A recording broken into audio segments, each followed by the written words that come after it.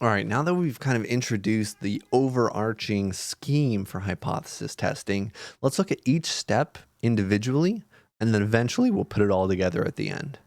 So I mentioned in the last video a null hypothesis and an alternative hypothesis.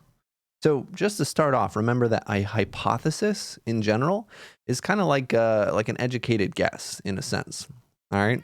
So when we have null hypothesis, that's going to be kind of our assumption, our current value, the accepted value, the status quo. So, and it's written like this. It's written in this form right there. Null hypothesis is H naught, pronounced H naught or H sub 0. It's said in different ways with different people. And a lot of times this letter over here is called P naught, this number that this proportion equals to.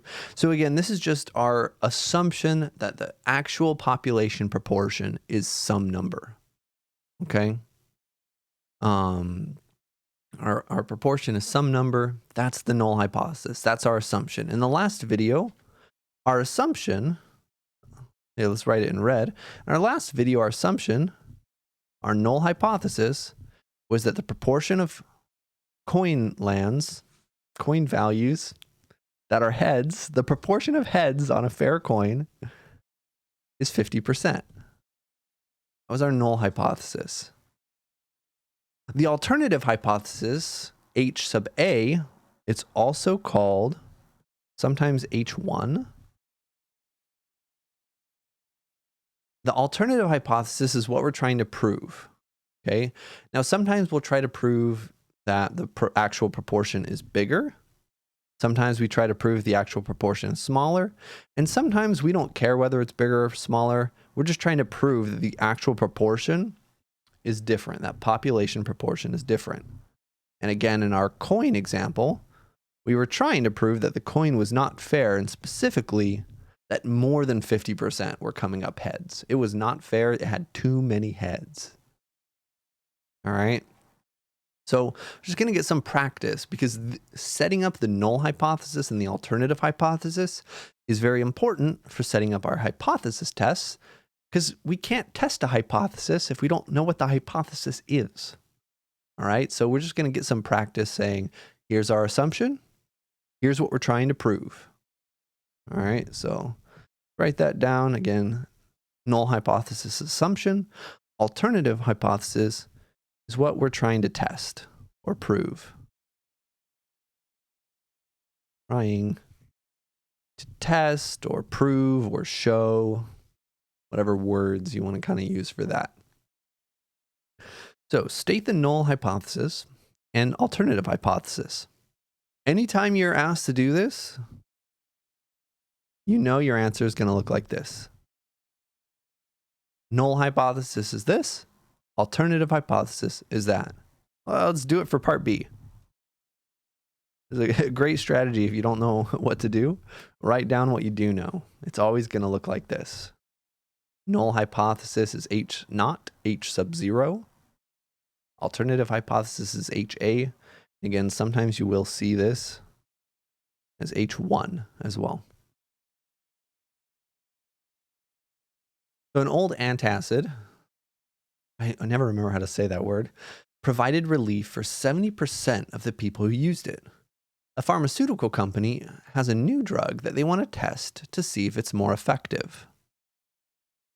Null hypothesis was the assumption, the parameter, the accepted value, the status quo. What's the status quo here? The old one. Right? The old one that worked for 70%.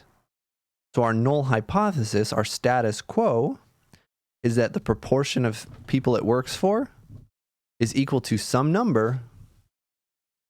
And in our case, that some number is going to be that status quo of 70%. The alternative hypothesis, H sub A, is what we're trying to test.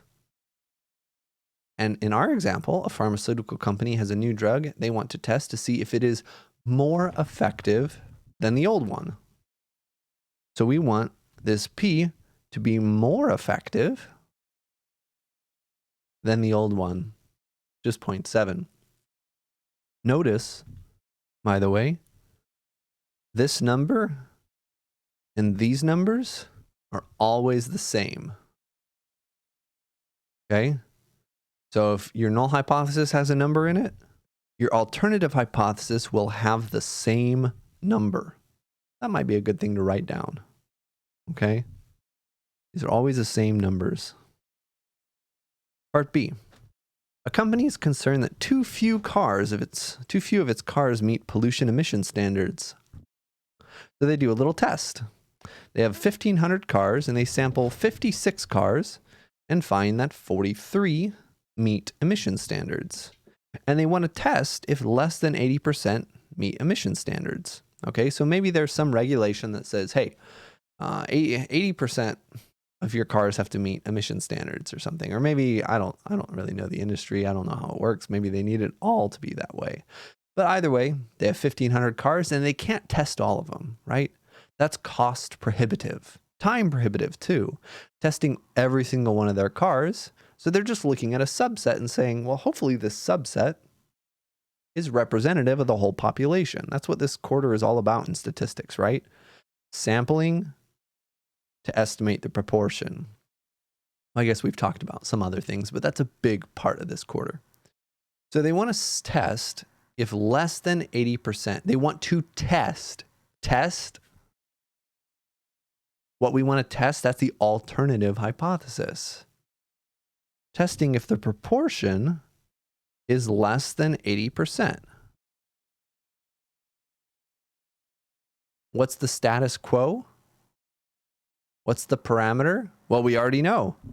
These numbers have to be the same. So if we have an 80% down there, we know we have to have an 80% up here too. All right.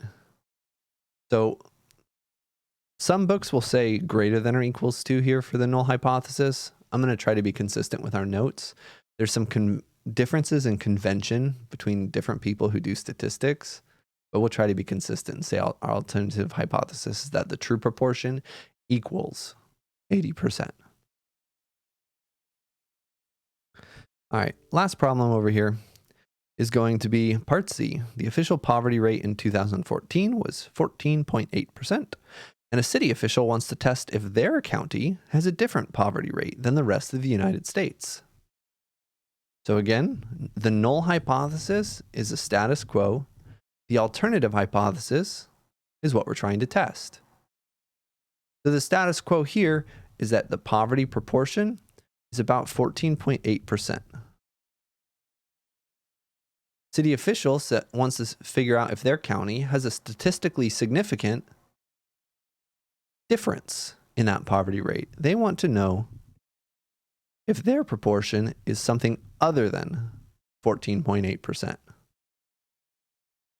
All right. Part C, we have not equals for our alternative hypothesis. That's going to be connected to something later called a two-tailed test because we're looking to the left or the right. Part B, our alternative hypothesis is to the left. That's going to be a left-tailed test that we talk about later. And in part A, the alternative hypothesis is saying that we're testing whether we're greater. It's going to have to do with something called a right-tailed test.